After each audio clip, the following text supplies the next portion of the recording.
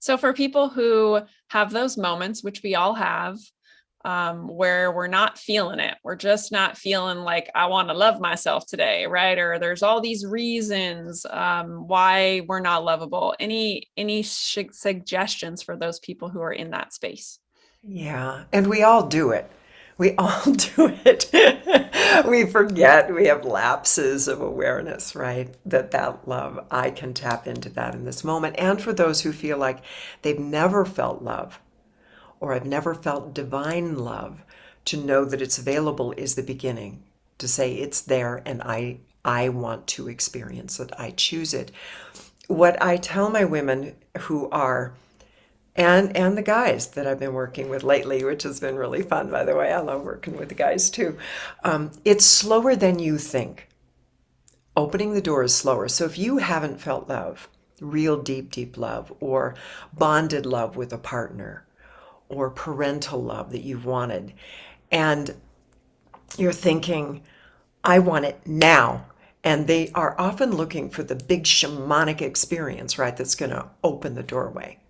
Or the experience I talk about. It's like, I want that, Misa, and I want it right now. I want to know what it's like.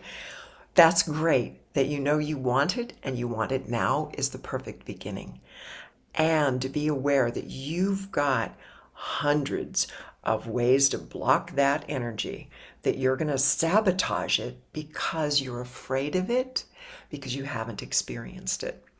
So the story that I share that helped me understand how scary love can be is from when I was a special ed teacher. And I had a little gal who had clearly not experienced love. So the kids in my class, and all of my kids, by the way, were, back then we said severely handicapped. So they were developmentally disabled, and we were working on how to eat, how to get dressed, how to do basic things, right? And my kiddos. And in the morning, then, as a teacher, come here, we start the day with a hug. We hug many times, we end the day with hugs, right? There's a lot of love when we learn, when we grow. In my view of the world, that's how it ought to be.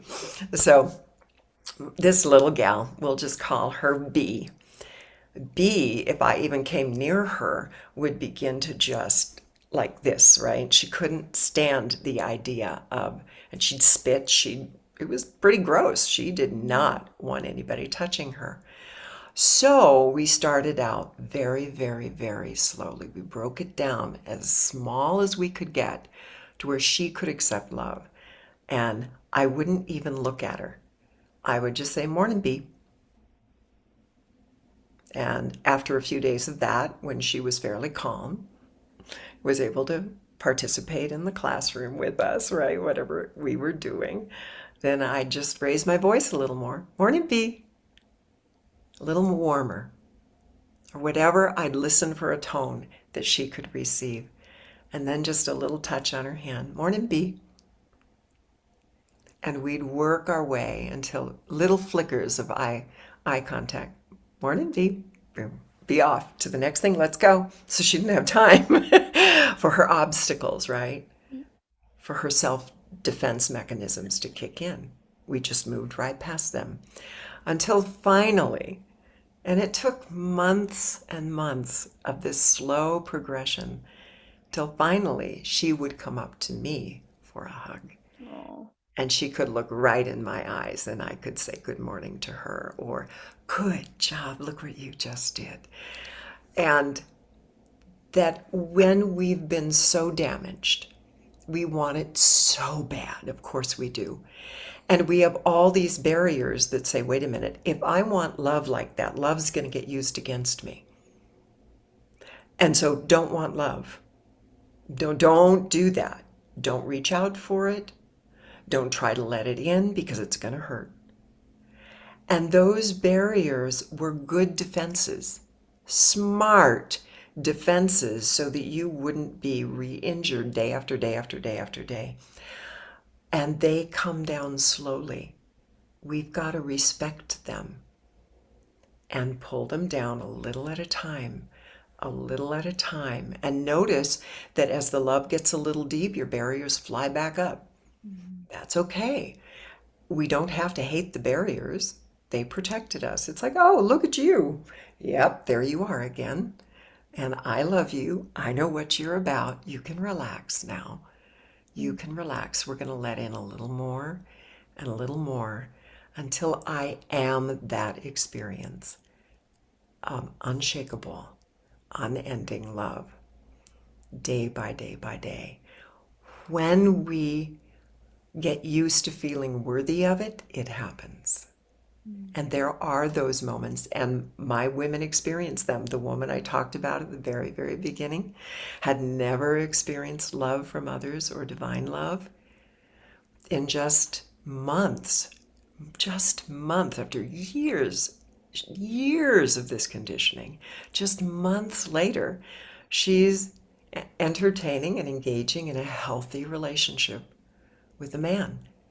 She says to me, I experienced divine love.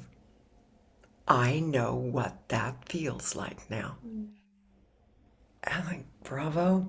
Then she's ready to go into the world and do the work that she's here to do because she knows that place. And once you know it, you always know it.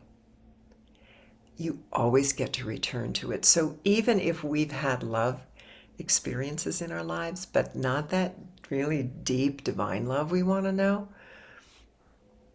as you open to it and as you experience deeper and deeper layers of it, it never goes away.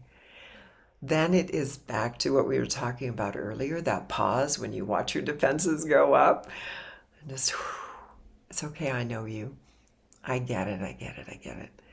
Now let's take it in and breathe that in and allow it in. And then you remember, and your day is moving the way you want it to move. And that's our journey over and over again. My ancestors say, love is limitless. So Andy, when I'm like, is there some moment of enlightenment where it's just like all done and we just know we're love and then and we know we're divine consciousness and that's it. And they laughed. They laughed. They laughed and laughed and they said, Misa, it's limitless. Love is limitless. There's no point at which that's all there is. It is limitless and ever experiencing and expanding. So you, in your journey, if you choose, will always be awakening and awakening and awakening and awakening to the potential of what love can be for you. Wherever we are in that journey, we're all on the same journey.